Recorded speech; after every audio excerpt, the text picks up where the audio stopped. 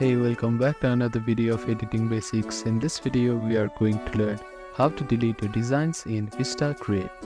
First, open up your preferred web browser and head over to VistaCreate website. Simply type create.vista.com and log into your account.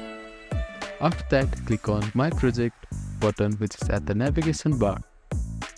Here you will see all of your designs. Over to the design you want to delete. You will see a small circle there.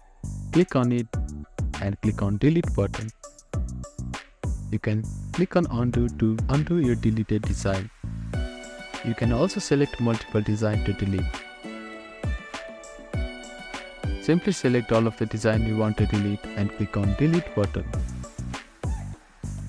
Here, all the deleted design will be stored in trash folder.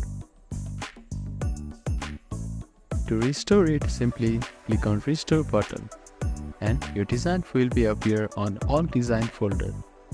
So that is how you can delete your designs in VistaCreate. Thank you for watching this video. Please do not forget to like, share and subscribe to our channel and comment down if you have any queries.